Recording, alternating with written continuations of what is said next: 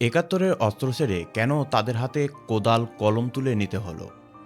যখন সারা দেশে জয় বাংলা স্লোগান নিষিদ্ধ, তখন কারা কারফিউ আর বন্দুকের নল উপেক্ষা করে প্রথম মিছিল বের করেছিল?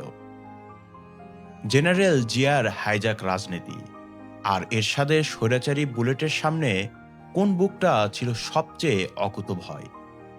ধানমন্ডি ৩২-এ সেই কালো রাত, ইন্ডিমিনিটি অর্ডিন্যান্সের মাধ্যমে খুনিদের পুনর্বাসন, আর ছাত্র শিবিরের সেই বীভৎস রক কাটার রাজনীতি। কিভাবে সয়েছিল এই সংগঠনটি? ৭৫-এর অন্ধকার থেকে ৯০-এর গণ অভ্যুত্থান, নূর হোসেনের বুকে লেখা অমর স্লোগান, আর শেখ হাসিনার ফিরে আসা ও অজানা ষড়যন্ত্র, রক্তাক্ত প্রতিরোধ, বঙ্গবন্ধু হত্যা থেকে এরশাদ পতনের গোপন ইতিহাসের অজানা অধ্যায়টি জানতে ভিডিওটি শেষ পর্যন্ত দেখার অনুরোধ রইল। ১৯৭১ সালে ১৬ই ডিসেম্বর বাংলাদেশ স্বাধীন হলো, কিন্তু সেই স্বাধীনতা ছিল ধ্বংসস্তূপের উপর দাঁড়ানো। পাকিস্তানি হানাদার বাহিনী ৪৩ লক্ষ ঘরবাড়ি ধ্বংস করেছে, ১৮,০০০ প্রাইমারি স্কুল পুড়ে দিয়েছে, সেতু কালভার্ট সহ ভেঙে ফেলেছে। দেশের ৮৫% মানুষ কৃষির উপর নির্ভরশীল ছিল, কিন্তু যুদ্ধের ফসল নষ্ট, কৃষকের বিধ্বস্ত। স্বাধীনতা জিতলাম ঠিকই, কিন্তু দেশ গঠনের নতুন যুদ্ধ শুরু হলো। ছাত্রলীগ যারা যুদ্ধে সশস্ত্র সংগ্রামে অগ্রভাগে ছিল, তারা এবার যুদ্ধের অস্ত্র ছেড়ে কলম আর কোদাল হাতে শিক্ষা, শান্তি, প্রগতির স্লোগান নিয়ে এগিয়ে গেল। অধ্যাপক ডক্টর আনিসুজ্জামানের লেখনীতে বা সেই সময়ের ইতিহাসের দলিলে উল্লেখ আছে, ফসলের মাঠে তখন কৃষকের হাহাকার, চাষি নেই কিন্তু জমি পড়ে আছে।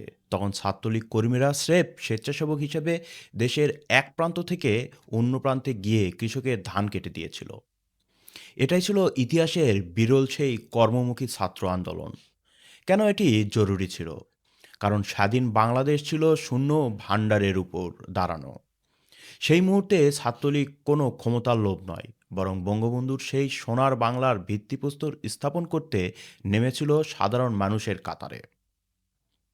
আপনারা যদি সেই সময়ের জনপ্রিয় পত্রিকা দৈনিক বাংলা বা দৈনিক ইত্তেফাকের ১৯৭২ সালের শুরুর দিকে আর্কাইভগুলো ঘাটেন, কিংবা বঙ্গবন্ধুর গবেষক ও ইতিহাসবিদদের তথ্য দেখেন, বিশেষ করে সেই সময়ের ঢাকসু ভিপি এবং নেতাদের স্মৃতিকথা শোনেন, তাহলে একটি অসামান্য ছবি চোখের সামনে ভেসে উঠবে। আগের ভিডিওতে আমরা দেখেছি কিভাবে ১৯৪৮ সালে প্রতিষ্ঠার পর থেকে ১৯৭১-এর মুক্তিযুদ্ধ পর্যন্ত ছাত্রলীগ অগ্রণী ভূমিকা পালন করেছে। ভাষা আন্দোলন, ৬ দফা, ১১ দফা, গণঅভ্যুত্থান থেকে সশস্ত্র যুদ্ধে, সেই ধারাবাহিকতায় স্বাধীনতার পর তারা দেশ গঠনে ঝাঁপিয়ে পড়েছিল। কিন্তু ১৯৭২ সালে এই সংগঠনে গভীর ফাটল দেখা দেয়।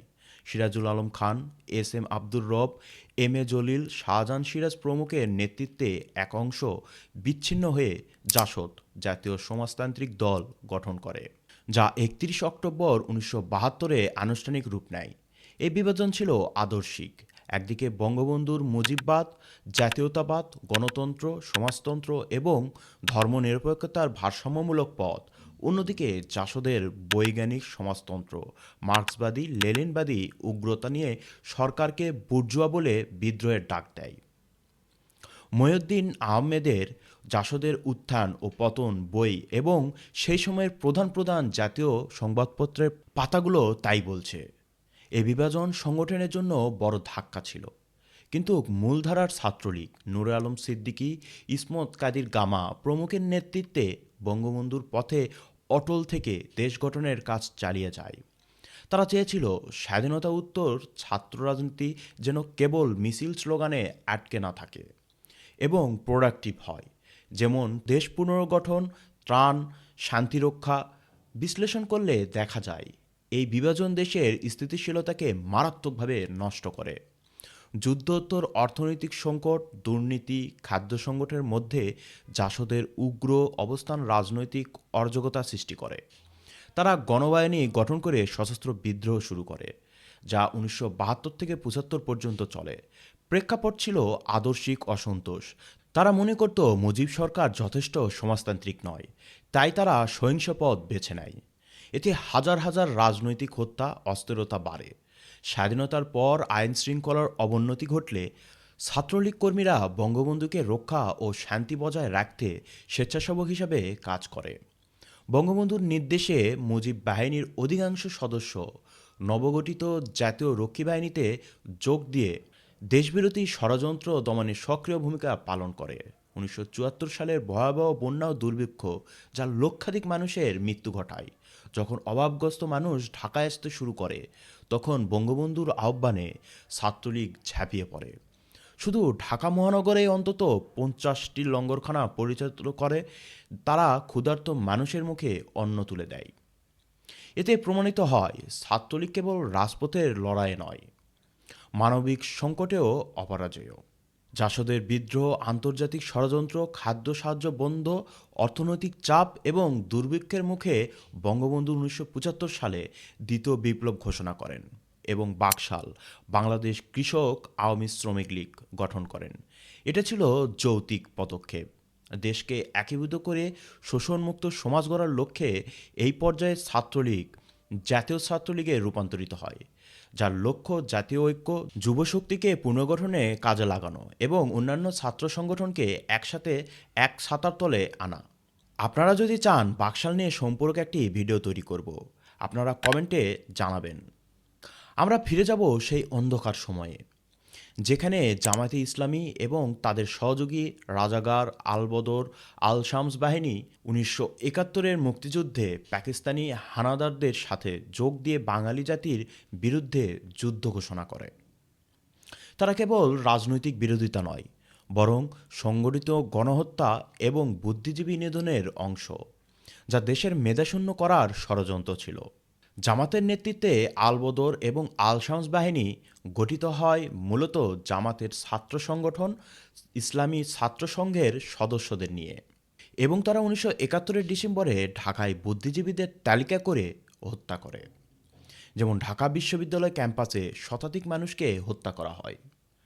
জামাতের নেতারা যেমন গোলাম আজম, মতিউর রহমান নিজামী এই বাহিনীগুলোর নেতৃত্ব দেন এবং যুদ্ধের শেষ দিনগুলোতে বুদ্ধিজীবীদের হত্যার নির্দেশ দেন, যাতে স্বাধীন বাংলাদেশ মেধাহীন হয়ে পড়ে। তবে জামায়াতের পার্সপেক্টিভ থেকে তারা এই অভিযোগ অস্বীকার করে, দাবি করে যে এটি ভারতের ষড়যন্ত্র এবং তারা শুধু পাকিস্তানের ঐক্য রক্ষায় কাজ করেছে, যদিও ঐতিহাসিক প্রমাণ এবং স্বাক্ষর প্রমাণ এটাকে খণ্ডন করে। স্বাধীনতার পর বঙ্গবন্ধু শেখ মুজিবুর রহমানের সরকার এই যুদ্ধ অপরাধীদের শাস্তি দিতে দৃঢ় প্রতিজ্ঞ ছিল। 1972 সালের প্রণীত সংবিধানে ধর্মনিরপেক্ষতাকে মূলনীতি হিসেবে যুক্ত করা হয় এবং সংবিধানের আর্টিকেল 38-এর আলোকে ধর্মভিত্তিক রাজনৈতিক দলগুলোকে নিষিদ্ধ ঘোষণা করা হয়, যা সরাসরি জামাতে ইসলামীকে লক্ষ্য করে, কারণ তারা যুদ্ধ অপরাধে লিপ্ত ছিল এবং ধর্মের অপব্যবহার করে পাকিস্তানি শাসককে সমর্থন করেছিল। এই নিষিদ্ধকরণের যুক্তি ছিল যৌক্তিক। যুদ্ধে জামায়াতি কেবল রাজনৈতিক বিরোধী ছিল না, বরং তারা গণহত্যা, ধর্ষণ এবং বুদ্ধিজীবী নিধনে সক্রিয় অংশ নেয়, যা আন্তর্জাতিক যুদ্ধ অপরাধ হিসেবে গণ্য। বঙ্গবন্ধু 1972 সালের 24 জানুয়ারি বাংলাদেশ কোলাবরেটর্স স্পেশাল ট্রাইব্যুনালস অর্ডার বা দালাল আইন প্রণয়ন করেন, যা যুদ্ধাপরাধী এবং সহযোগীদের বিচারের জন্য স্পেশাল ট্রাইব্যুনাল গঠন করে। এতে যুদ্ধ অপরাধ, গণহত্যা, যুদ্ধবিরোধী অপরাধের সংজ্ঞা দেওয়া হয় এবং পাকিস্তানি সেনা এবং লোকাল কোলাবরেটরদের বিচার শুরু করা হয়। এই আইনের অধীনে 195 জন পাকিস্তানি সেনাদের যুদ্ধাপরাধী হিসেবে চিহ্নিত করা হয়, যদিও পরে কূটনৈতিক কারণে তাদের ছেড়ে দেওয়া হয়, কিন্তু লোকাল যুদ্ধাপরাধীদের বিচার চলে।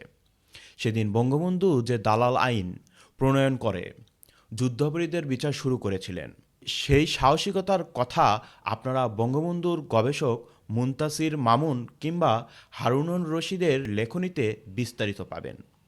এই পুরো সময় জুড়ে ছাত্ররা কী করেছিল? বাংলাদেশ ছাত্রলীগ সেদিন ছিল বাংলার মাটির এক অনন্দ্র প্রহরী। রাজাকার আলবদররা যাতে পালিয়ে যেতে না পারে এবং যুদ্ধাপরাধীদের যেন কোনোভাবেই পুনর্বাসন করা না হয়, সেই দাবিতে ছাত্রলীগের কর্মীরা রাজপথ থেকে শুরু করে বাংলার প্রতিটি আনাচে কানাচে ছিল আপসহীন। ছাত্রলীগ প্রতিটি নেতাকর্মী বিশ্বাস করত যাদের হাতে 30 লক্ষ শহীদের রক্ত, তাদের বাংলার মাটিতে নিঃশ্বাস নেওয়ার অধিকার নেই।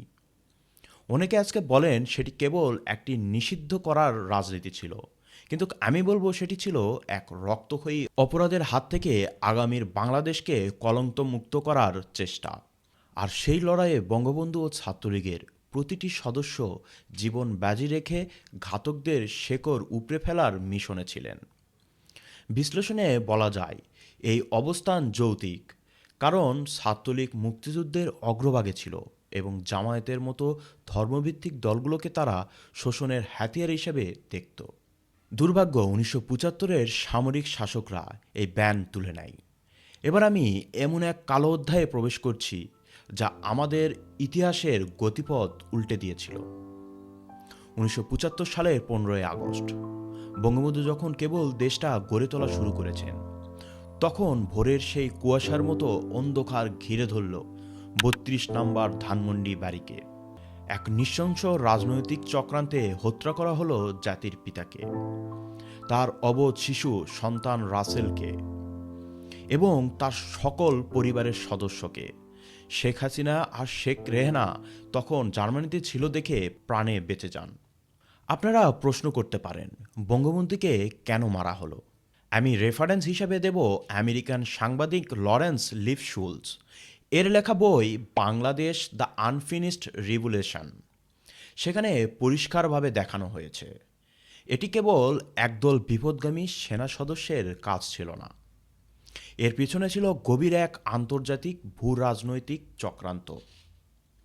যারা বাংলাদেশের স্বাধীনতায় চায়নি, তারা চেয়েছিল অসাম্প্রদায়িক চেতনার মূল উৎপাটন করতে। আর দেশের ভেতরে বিশ্বাসঘাতক হিসেবে নাম দিয়েছিল খন্দকার মোস্তাক এবং তার দোসররা, যারা অবৈধভাবে ক্ষমতা দখল করে খুনিদের বিচার ঠেকাতে ইন্ডিমিনিটি জারি করেছিল। ভাবুন তো সে সময়ের ঢাকাকে। কারফিউ, সেনার টহল, রাজপথে জয় বাংলা বা বঙ্গবন্ধু বলা তখন নিষিদ্ধ। মুখে তুললেই হয় জেল, না হয় গুম। পুরো জাতি তখন স্তব্ধ হয়ে গিয়েছিল। কিন্তু ইতিহাস বলে সবাই যখন ঘরে বন্দী, তখন আবার মাথা তুলে দাঁড়িয়েছিল ছাত্রলীগ। ১৯৭৫-এর ২০ অক্টোবর আর ৪ নভেম্বর যখন ঢাকা বিশ্ববিদ্যালয়ের বাতাস স্তব্ধ, তখন সেই নিস্তব্ধতা খান খান করে ভেঙে রাজপথে প্রথম মিছিল বের করল এক ঝাঁক তরুণ। সেই নেতৃত্ব কারা দিয়েছিল? আজকের রাজনীতির পরিচিত মুখ ওবায়দুল কাদের, সেদিন তরুণ ছাত্রনেতা রবিউল আলম মুক্তাদির চৌধুরী, বাহলুল মাজনুন চুন্নু আর ইসমত কাদির গামারা। আপনারা তৎকালীন জাতীয় গণমাধ্যমের আর্কাইভে সেই প্রতিরোধের কথা জানলে শিউরে উঠবেন। বঙ্গবন্ধু বলার অপরাধে তাদের কারাগারে নেওয়া হলো, অমানবিক নির্যাতন করা হলো। মিছিলের মুখে যখন বন্দুক ধরা হয়েছিল, তখন স্লোগান উঠেছিল সেই ঐতিহাসিক পঙ্ক্তি, এক মুজিবের রক্ত থেকে লক্ষ মুজিব জন্ম নেবে। কিন্তু রক্তগঙ্গা থামেনি। খুনি মোস্তাকের শাসনামলে ৩ নভেম্বর জেলের ভেতর ঢুকে আমাদের জাতীয় ৪ নেতাকে হত্যা করা হলো, যাকে আমরা বলি জেল হত্যা দিবস। লক্ষ্য ছিল আওয়ামী লীগ আর ছাত্রলীগকে চিরতরে নেতৃত্ব শূন্য করা। আপনারা ইতিহাসের পাতায় হাত দিলে দেখতে পাবেন ছাত্রলীগের প্রতিটি রক্তবিন্দু সেদিন ৭৫-এর এই অন্যায় আর হত্যাকাণ্ডের বিরুদ্ধে বিদ্রোহের প্রথম আগুন জ্বালিয়েছিল। তারাই দেখিয়েছিল বন্দুকের নলে ইতিহাস মুছে ফেলা যায় না। ৭৫-এর রক্তাক্ত পট পরিবর্তনের পর বাংলাদেশের আকাশ তখন ঘোর কালো মেঘে ঢাকা। রাষ্ট্র ক্ষমতা তখন আর রাজনীতিকদের হাতে নেই, বরং চলে গিয়েছে বন্দুকের নলের নিচে। আজ আমি বলবো সেই সময়টির কথা, যখন জেনারেল জিয়াউর রহমান সেনাবাহিনীর প্রধান থেকে প্রধান সামরিক আইন প্রশাসক এবং পরবর্তীতে প্রেসিডেন্ট হিসেবে প্রতিষ্ঠিত করেন। জিয়ার উত্থান শুরু হয় ১৯৭৫-এর ৭ নভেম্বর সিপাহী জনতার বিপ্লবের নামে রক্তাক্ত অভ্যুত্থানে, যেখানে তিনি সেনাপ্রধান থেকে প্রধান সামরিক আইন প্রশাসক হন এবং পরে ১৯৭৭ সালে প্রেসিডেন্ট হন। বিশ্লেষণ করলে দেখা যায় এটি ছিল মুক্তিযুদ্ধের আদর্শকে উল্টে দেওয়ার চেষ্টা। জিয়া অ্যান্টি ইন্ডিয়া এবং অ্যান্টি সেকুলার পজিশন নেন, যা দেশকে অস্থিরতার দিকে ঠেলে দেয়। অনেকেই প্রশ্ন করেন ছাত্র রাজনীতির হাতে অস্ত্রের সংস্কৃতি কিভাবে শুরু হলো। আমি রেফারেন্স হিসাবে দেব মুনতাসির মামুনের বই বাংলাদেশ সিভিল সমাজ ও রাষ্ট্র এবং সমসাময়িক সংবাদপত্রগুলোর রিপোর্ট। জিয়াউর রহমান বুঝতে পেরেছিল ছাত্রলীগকে আদর্শিকভাবে মোকাবেলা করা কঠিন। তাই তিনি শুরু করলেন এক ভয়ঙ্কর খেলা, যাকে অনেকে বলেন মেধাবী ছাত্রনেতাদের বিপথে নেওয়া। তিনি ছাত্রদের হাতে কলমের বদলে অস্ত্র তুলে দিলেন। শুরু হলো হাইজ্যাক রাজনীতি। যারা বঙ্গবন্ধুর আদর্শে অবিচল ছিল সেই ছাত্রলীগ কর্মীদের উপর নেমে এলো অমানসিক নির্যাতন। হাজার হাজার কর্মীকে বিনা বিচারে কারাগারে নিক্ষেপ করা হলো। কারাগারে ছাত্রলীগের শত শত নেতাকর্মীকে আটকে রেখে তাদের উপর যে অমানবিক অবর্ণনীয় শারীরিক ও মানসিক অত্যাচার চালানো হয়েছিল তার নথিপত্র কারাগারের রেজিস্টারগুলোতে আজও সাক্ষী হয়ে আছে। ছাত্রলীগের জন্য সবচেয়ে বড় ধাক্কা ছিল 1975-এর 31 ডিসেম্বর। জেনারেল জিয়া দায়িত্ব নেওয়ার পরেই 1972 সালের সেই দালাল আইন বাতিল করে দেন। এই বাতিলের সময় জেনারেল জিয়াউর রহমান ছিলেন সেনাবাহিনীর প্রধান। তিনি তখন রাষ্ট্র ক্ষমতার কেন্দ্রবিন্দুতে ছিলেন। খন্দকার মোস্তাক আহমেদের পরবর্তীতে সামরিক শাসন, তৎকালীন রাষ্ট্রপতি আবু শাহাদাত মোহাম্মদ সায়েম তার নেতৃত্বেই মূলত এটি করা হয়। এই আইনের বিলুপ্তির মাধ্যমেই 11,000 মুক্তিযুদ্ধ অপরাধীকে মুক্ত দেওয়া হয়েছিল এবং নিষিদ্ধ জামাতে ইসলামীকে পুনরায় রাজনীতি করার আইনি অধিকার দেওয়া হয়েছিল। এছাড়াও ইন্ডেমনিটি অর্ডিন্যান্স 1975 26শে সেপ্টেম্বর প্রমুলগেটেড মাধ্যমে বঙ্গবন্ধুর খুনিদের লালন করা হয়। এই অর্ডিন্যান্স আইনি প্রক্রিয়া বন্ধ করে দিয়ে খুনিদের প্রোটেকশন দেয়, যা জিয়া মেনটেন করে। এটা ছিল আওয়ামী লীগ এবং ছাত্রলীগকে দুর্বল করার ষড়যন্ত্র, কারণ ছাত্রলীগ মুক্তিযুদ্ধের আদর্শের প্রতীক। ফলে ছাত্রলীগের লড়াই আরও তীব্র হয়। তারা গোপনে সংগঠিত হয়ে প্রতিরোধ গড়ে তোলে। কল্পনা করুন যে বাংলাদেশে 71-এ এই জামায়াত গণহত্যা চালিয়েছে। সেই গোলাম আজম যার নাগরিকত্ব বঙ্গবন্ধু কেড়ে নিয়েছিল, তাকে 1978 সালে পাকিস্তান থেকে সসম্মানে দেশে ফেরার সুযোগ দিলেন জিয়াউর রহমান। শুধু তাই নয়, 1979-এর পঞ্চম সংশোধনীতে সংবিধানের 12 নম্বর অনুচ্ছেদ সংশোধন করে ফলে 38 নম্বর অনুচ্ছেদের ধর্মভিত্তিক বৈষম্য নিষিদ্ধ অংশ দুর্বল হয়ে পড়ে। এতে তাদের ধর্মভিত্তিক রাজনীতির বৈধতা পায় এবং ধর্মীয় স্বাধীনতার নাম দিয়ে ধর্মনিরপেক্ষতার মূল ভিত্তি ধ্বংস করে ধর্মভিত্তিক উগ্র রাজনীতির পথ খুলে দেওয়া হলো, যা 15তম সংশোধনীতে 2011 সালে শেখ হাসিনার সরকার অনুচ্ছেদ 12 পুনর্বহাল করে। ফলে অনুচ্ছেদে 38 আবার আগের মূল চেতনায় কার্যকর হয়।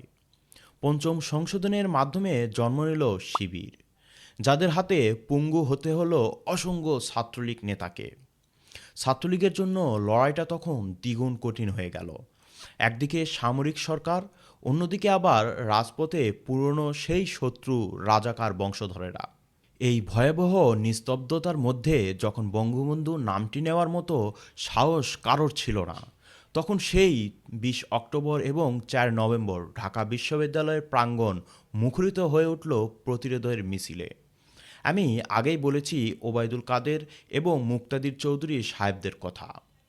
ছাত্রলীগই ছিল প্রথম শক্তি যারা এই ইন্ডেমনিটি অধ্যাদেশের বিরুদ্ধে রাজপথে জাতির পিতার বিচার চেয়ে চিৎকার করেছিল। জিয়ার শাসন আমল ছিল ছাত্রলীগের অস্তিত্ব রক্ষার এক চূড়ান্ত পরীক্ষা, যেখানে তারা প্রমাণ করেছিল যে বঙ্গবন্ধু মানে কেবল একজন ব্যক্তি নয়, একটি অবিনশ্বর আদর্শ। এবার আমি এমন এক সময় নিয়ে কথা বলবো যা কেবল ইতিহাসের পাতায় নয়, বরং আমাদের বাঙালির এক আবেগের এক বড় মাইলফলক। 75-এর সেই ভয়াবহ শোকের পর টানা 6 বছর আমাদের অভিভাবকহীন রাখা হয়েছিল। দিল্লিতে নির্বাসিত জীবন থেকে প্রিয় নেত্রী শেখ হাসিনাকে শোক সহ করতে হয়েছে। আর এদিকে দেশে অভিভাবকহীন আওয়ামী লীগ আর ছাত্রলীগ তখন বহু ভাগে বিভক্ত।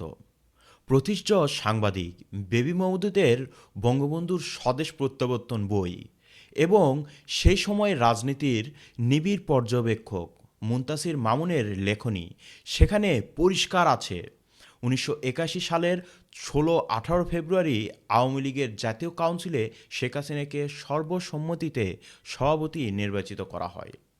তখন তা কেবল আওয়ামী লীগের জন্য নয়, বরং ছাত্রলীগের প্রতিটি মৃতপ্রায় কর্মীর মধ্যে নতুন প্রাণের সঞ্চার করেছিল। 17 মে 1981 প্রকৃতিও যেন সেদিন শোক আর শক্তি নিয়ে এসেছিল। সেই ঐতিহাসিক দিনটিতে বৈরী আবহাওয়া আর প্রবল ঝড় বৃষ্টির মাঝখানে যখন নেত্রী ঢাকা বিমানবন্দরে নামলেন, আকাশ বাতাস প্রকম্পিত হয়ে উঠেছিল। লক্ষ মানুষের কণ্ঠে এক হওয়ার স্লোগান, জয় বাংলা, জয় বঙ্গবন্ধু। বিমানবন্দরে সেদিন আইন শৃঙ্খলা রক্ষাকারী বাহিনীর চেয়েও বড় প্রাচীর হয়ে দাঁড়িয়েছিল ছাত্রলীগের হাজারো নেতাকর্মীরা। জীবনের মায়া তুচ্ছ করে নেত্রীর চারিধারে তারা যেন দুর্বার নিরাপত্তা দেওয়াল তৈরি করেছিলেন। তার প্রতিটি ইট ছিল বঙ্গবন্ধুর আদর্শের এক একজন ছাত্রনেতা। নেত্রী ফেরা মানেই ছিল সাধারণ মানুষের কাছে বঙ্গবন্ধুর বাংলাদেশে ফেরা। কিন্তু ইতিহাসের চক্র কি অদ্ভুত। শেখ হাসিনা আসার ঠিক 13 দিন পরই 30 মে 1981-তে ঘটে যায় এক বড় রাজনৈতিক ঘটনা। জিয়ার শাসনামলে সেনাবাহিনীতে আগে থেকেই অসংখ্য কুয়ের জন্ম নিয়েছিল। পাল্টা কু নিয়ে এক ভয়ঙ্কর অস্থিরতা বিরাজ করছিল। ঐতিহাসিক তথ্য মতে তার পুরো শাসনামলকাল জুড়ে সেনাবাহিনীতে 20 বারের বেশি অভ্যুত্থান চেষ্টা হয়েছিল। আপনারা অ্যান্থনি মাসকারেনহাসের Bangladesh a legacy of blood বইটিতে এই অভ্যন্তরীণ কোন্দলের বিশদ বিবরণ পাবেন।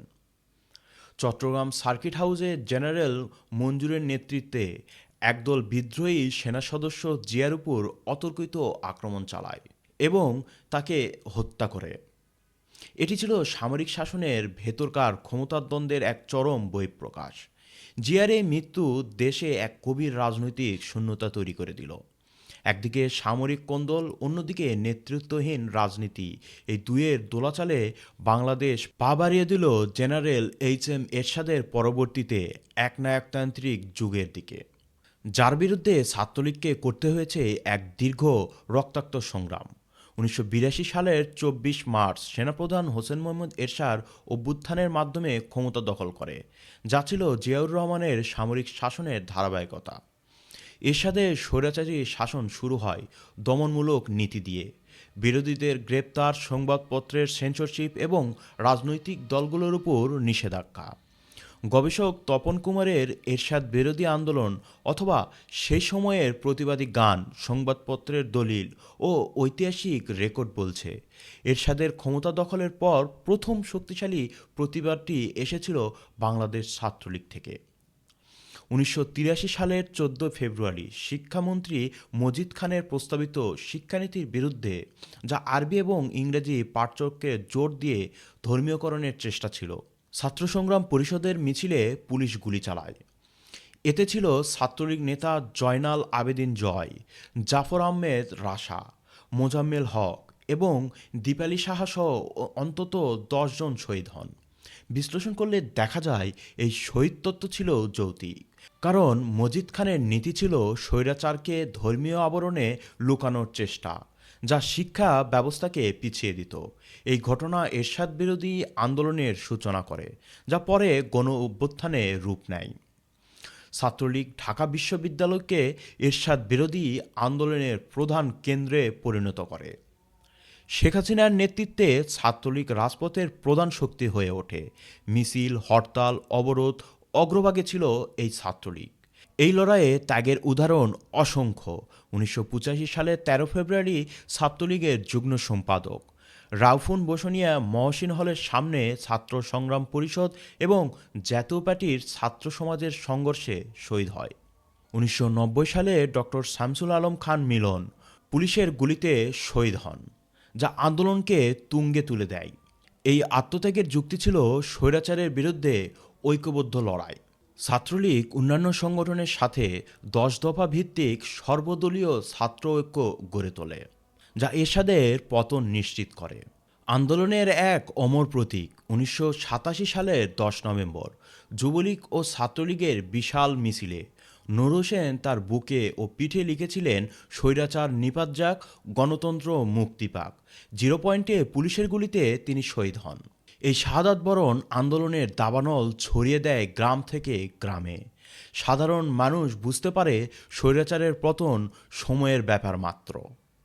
ছাত্রলীগ এই চেতনাকে ধারণ করে আন্দোলনকে চূড়ান্ত রূপ দেয়। নূর হোসেনের রক্ত ছিল যৌক্তিক প্রতিরোধের প্রতীক। এটা জনগণকে একত্রিত করে, যা 1990-এর গণ অভ্যুত্থানে ফলপ্রসূ হয়।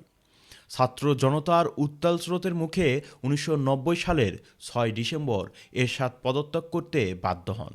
এটা ছিল ছাত্রলীগের দীর্ঘ 9 বছরের রক্তক্ষয়ী সংগ্রামের ফসল, যেখানে হাজারো কর্মী নির্যাতিত, শহীদ এবং কারাবন্দী হন।